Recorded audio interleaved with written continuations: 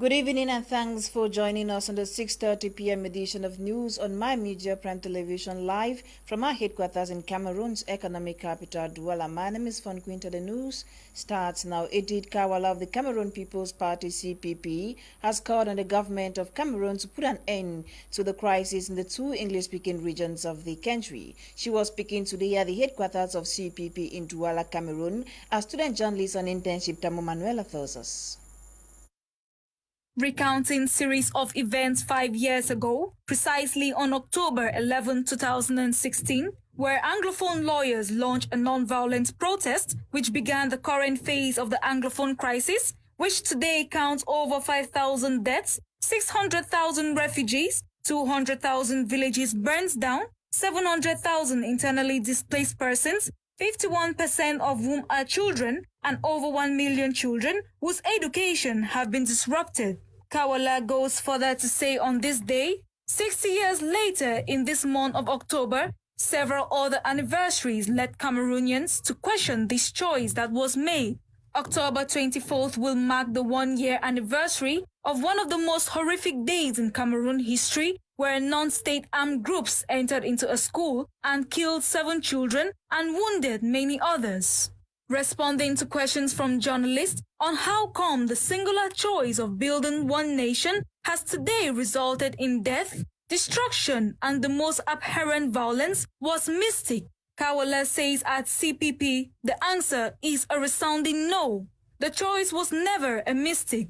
The mistake was in the governance of the country, not taking into account the special cultural, linguistic, social, and political needs of the Anglophones. The mistake was never sitting down to analyze what should be retained from the two different educational and legal systems inherited from colonial masters, what should be cast away in order to build systems that are uniquely Cameroon. The mistake was in promising autonomy for regions in the Constitution in 1996 and never implementing it till date. And finally, the mistake was in the injustice that has been meted out against Anglophones in the political, educational, legal, and social arenas for the past 60 years. Anglophones in government. I liked his question very much because I think that the Anglophones in government are the demonstration that yes, we have an Anglophone problem in Cameroon, but more importantly, we have a governance problem. We have a governance problem of governance by elites who have captured the state. Kawala ended by making certain recommendations to the government, armed separatists, and the military. To the government, Kawala says it should remedy gross injustice by releasing all non-violent prisoners held within the context of this crisis. Initiate dialogue from the bottom up, starting in the 13 divisions of the Southwest and Northwest regions, and cease fire. To the armed forces, the Minister of Defense, the generals, and the officers on ground, we ask that you lead this army in a way that is befitting to our nation. And finally, to the armed separatist group, stop to help us stand and demand our rights without violence. Stop and join dialogue so that we can begin to reconcile and rebuild. Stop so that the violence that you two have brought upon us comes to an end. Manuela reporting there still ahead. The governor of the Southwest region, Bernardo Calabilai, has described his late Secretary General as a devoted and humble person. He was speaking during the funeral ceremony of Dr. Muhammadu Bashir, Secretary General of the Southwest Governor's Office, who died after a brief illness in Douala. Details with Nolinga. Shocking demise of Dr. Muhammadu Bashir, Secretary General at the Southwest Governor's Office, has left the city of Boya in a state of mourning. Early Thursday, September 30th, news of his death took many aback, including the Governor of the Southwest region, Bernard Okalia Bilai. All of us learn of the passing away of the Secretary General this month. It is a pathetic situation, a very sad situation, because He was administrative machinery of my services, coordinating all the regional services.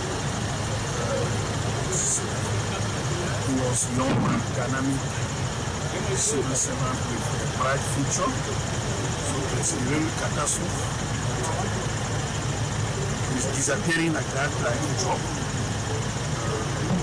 We lack words to express what we are facing. The Secretary General is said to have died in a health facility here in Douala, Littoral region, following a brief illness. More information holds that one of his last outings into public was during the Prime Minister's visit to the Southwest region. He took ill on Saturday and was admitted at the Boyo Regional Hospital and was later rushed to Douala when his condition became critical and subsequently gave up the ghost. While expressing his heartfelt condolences, the governor of the Southwest region, Bernard Okala Bilai, and another close tie have had this to say of the deceased. Express all our condolences to the young ladies and the little children around me. It's unbelievable.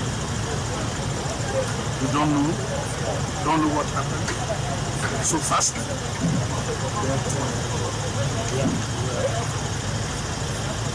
We are Christian, we are Muslim, we are God, we say we give everything to God.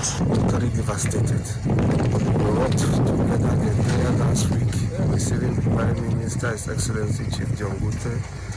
In fact, the last call I received from the late Inspector General was Monday evening, Monday night. He called to congratulate me following my re-election as section president and wish me well, and he said we'll see during the week. The senior civil administrator, who also held a PhD in economic sciences, has been laid to rest in a typical Muslim tradition after a prayer session at the Bona Musadi Central Mosque, as Southwest Governor describes him further as a devoted and humble personality who served Cameroon with civility. Official results of elections to reorganize basic organs of the ruling CPDM political party in Fakuwan have been made public, with Mayor Seka Luma as president for Fakuwan subsection. Details with Kuma Onure. Reorganization elections for Fakuwan A. Official results of elections for the reorganization of basic organs of the CPDM party in Fakuwan A have been made public. The results were made public yesterday, September 30th, by the Fakuwan A Section Electoral Commission, headed by the Vice President of the Commission, Madam Lilian Jalakwan, who sat in for the President who was unavoidably absent. Addressing candidates and militants, the Vice President of the Section Electoral Commission reminded winners that it is incumbent for them to rally everyone, including their opponents, to make the Fakuwan A Section united and stronger to face the opposition in future elections. It is up to us, the heads of the party, to try to do this reconciliation and bring everybody back together, because we know that during an exercise like this, so many toes are stepped on, but being one person, we should all come together and celebrate together. According to results proclaimed by the Section Electoral Commission head, Motanga Andrew Munjimba, emerged the overall winner of the CPDM main wing by beating Mr. Ndopin Stephen 865 votes as against 88 votes. Madame Eposi Luma Epus Janjo William humbled Madame Eposi Mboye Florence, Mayor of Limbe 1 Council, by scoring 630 votes as against 227 votes. Ekema Roland Ngale, the lone candidate for the YCPDM, scored 177 votes to permit him to become president of the YCPDM for Fakuwan A section. Despite the absence of the section president for Fakuwan A, Comrade Motanga Andrew Munjimba, he was represented by the vice president of the section, Comrade Makaka William, who had this to say. And secondly, I want to call on all the militants of the CPDM, those who were involved, those who were not involved in elections. I just want to say now it's time for us to work together as a team. It's time for us to rebuild all those wounds that are broken. So we're happy for the results of our state. We thank everybody for participating. I want to give all the glory to God. The incoming president of WCPDM, Madam Janjo William, who is going in for her second mandate, promised to be project-oriented to empower more women. I'm envisaging projects that will come to boost the women, look at some of these areas without water. We have to make boreholes. We have to look for grinding machine for the women. Like for example, Moliwe. They leave from Moliwe to Mile 4 to go and grind. We have to make them a grinding machine.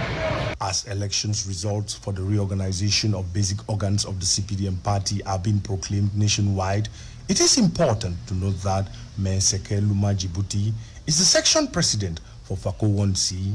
Deputy Mayor Mpai Eluke Ephraim is the section president for Fako 1C, and Deputy Mayor Efite Andrew is the section president for Fako 4 section. Now, Territorial Administration Minister Paul Athanganji has called on owners of private security companies operating clandestinely in the country to regularize their situation. He met with some 16 operators of private security companies whose licenses were recently approved. Today, October 1, in Yaoundé. Details right ahead. Setting rules and regulations governing the functioning of private security companies in Cameroon was top agenda on the Thursday, September 30th meeting between Territorial Administration Minister Paul Athanganji and heads of security companies. Following several reports sent to the Minister of Territorial Administration by regional governors, SDOs, we have realized that most of the security companies are not complying with the laws and regulations governing the sector. With only 25 of these security companies set to be operating legally in the country, Minat boss Paul Athanganji called on owners of companies operating clandestinely to rectify their situation. It's important for us to hold this meeting so that we can give you guidelines and insist on the fact that people must respect the laws in force, and we have to abide by the rules and regulations. Considering the role played by this sector that provides armed and unarmed security services and expertise to both private and public clients, Minister Athanganji reminded owners to pay keen attention when recruiting workers, as information circulated. Some of them were ex-convicts. You have to recruit your personnel. You must have a track record and see that their judicial file is not compromised. It's very, very important because as from now henceforth, we will be having many more checks and balances, controls. The meeting with proprietors of these 16 private security companies which were recently accorded licenses to operate is expected to curb irregularities in the sector. October 1 is International Day of the Elderly, set aside by the United Nations to raise awareness about issues affecting the elderly persons in society. In the following report, Eileen Sama exposes the plight of the elderly persons in the country. Her report. Today, the 1st of October, is dedicated to the older generation across the globe with the aim to spread awareness about the need for health provisions and social care for the elderly. The day dates far back as the 1980s, when initiatives such as the Vienna International Plan of Action on Aging, which was adopted by the 1982 World Assembly on Aging and endorsed later that year by the United Nations General Assembly. The theme for the 2021 edition of the Day of the Elderly is Digital Equity for All Ages, which affirms the need for access and meaningful participation in the digital world by older persons. The idea is to bring awareness about the inclusion of older persons while tackling stereotypes, prejudice, and discrimination associated with digitalization. This year's event has taken place at a pandemic era, which has especially been harsh for older people, majority of whom lost their lives to COVID-19. Thus, restricting them to homes has affected their mental health and individual output. However, the plight of the elderly person is usually the focus on this day. It is worth noting that the elderly people are usually abandoned by family members due to the daunting task of caring for them. Stephanie Wirba Kininla is a social worker with the Cameroon Baptist Convention Hospital, Mbopi, Douala. These problems, among others, include issues of abandonment. You have elderly neglect, we have exclusion and discrimination. And we do not have a policy that is binding their existence as to their rights per what the United Nations has stipulated. So the tendency is that the elderly will be left at home with very few people or actually nobody to take care of them, especially probably when they are sick. We have neglect. We understand that neglect comes as a result of the fact that children get too busy and the elderly are left in particular environments with nobody actually monitoring them. So sometimes you're going to discover that an elderly woman, for example, is going to stay with a piece of loin on her body for close to 2 months without somebody washing it. She goes for weeks without bathing, and she has very long nails. In some communities, you will see how elderly people are suffering with jiggers on their toes. They eat off the flesh and eat off the nails that they have. So that is why we consider that they are really abandoned. Stephanie Wilbur-Kininla recommends a formula to the plight of the elderly. We encourage the youths and even those above the age of youth to take care of this special group of people. In as much as we have them in society, they have a right, just like children have their rights. Elderly people have their rights. So let us take care of them. Let us love them. There are people who love to always be with their children, their grandchildren, their great-grandchildren. They are a very exciting group of persons. They love to interact and they like the company of others. Let us involve, let us engage in order to give it the best to this life of these people. It is worth stating that statistics from the United Nations say by 2050, the world's population aged 60 years and older will reach 2 billion, up from 90 million in 2015. News out of the country. Nigeria's President Muhammadu Buhari has lifted the Twitter ban placed earlier this year. The announcement was made during his speech to commemorate the country's independence this first day of October 2021. Details of this and more with Joingang. Africa's most populated country, Nigeria, today celebrates 61 years of independence from the United Kingdom. While addressing his countrymen to mark this year's Independence Day, Nigeria's President Muhammadu Buhari saluted them for maintaining the spirit of 1st October celebration despite the challenges the country is facing. President Buhari says government's most priorities are to continuously stabilize the economy after the deep recession it experienced and the restoration of peace in areas facing security challenges. Following the outbreak of the COVID-19 pandemic and its impact on the country, the Nigerian government has been forced to shift gears and re-strategize, the president said, while appealing on Nigerians not to take the COVID-19 lightly. Concerning security challenges Nigeria is facing, the president reassured the citizens that the government is winning the fight against enemies. President Muhammadu Buhari ordered the immediate lifting of the Twitter ban that was placed on June 5, 2021. Meanwhile, Zambian President Hakainde Hichilema has denied holding talks on gay rights during his trip to the United Nations General Assembly in New York. Worthy of note is that same-sex relationships are outlawed in Zambia, where British colonial-era laws on homosexuality still apply. President Hichilema made the remarks on Thursday during a televised press briefing in the country's capital, Lusaka. According to him, the Zambian constitution was clear on issues of gay and lesbian rights. Over in Malawi, a high-ranking ex-Malawian member of parliament, Clement Shiwaya, has shot himself dead in an office in parliament. Mr. Shiwaya, who was a wheelchair user after he contracted polio at the age of 2, served as deputy speaker between 2014 and 2019. In a note he left shortly before committing suicide, he revealed the disputes he had with parliamentary officials over the ownership of a specialized adapted vehicle. Local media reported that Mr. Shiwaya entered the office of the Clerk of Parliament on Thursday and shot himself, with the clerk watching. However, Malawian police are investigating how he was able to enter Parliament, which is usually heavily guarded with a loaded pistol.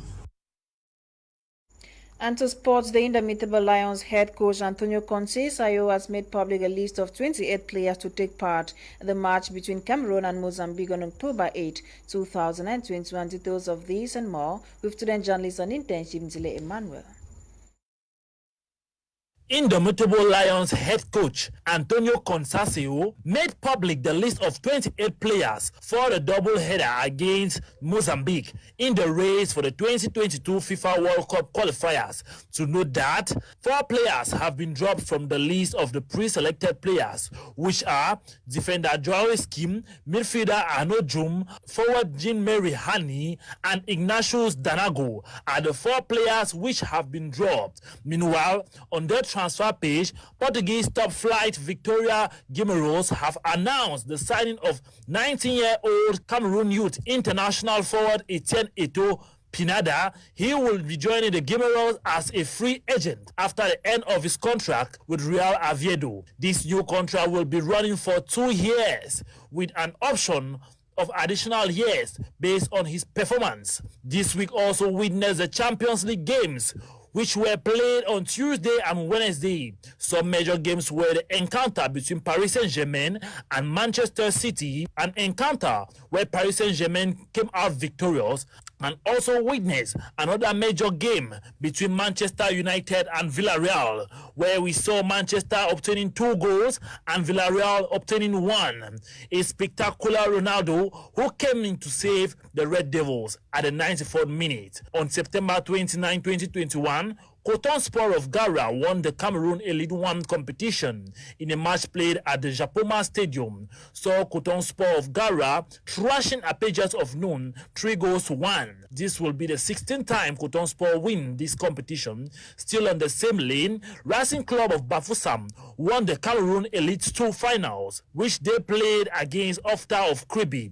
It was the second day in the Europa League, where Olympic of Lyon received bronze at the Grand Palma Stadium, which saw a spectacular match being displayed by Karl Toko Ekambi, who scored 2 goals and gave in 1 assist, making it a 3-0 victory for Lyon. Angela Emmanuel, sports runner, concludes the 6:30 p.m. edition of News on My Media Prime Television. Primer comes about exactly 7 p.m. with Kum Leonard and his team. My name is Fon Quinter. Stay tuned to more programs on The African. I have a blessed weekend. Goodbye.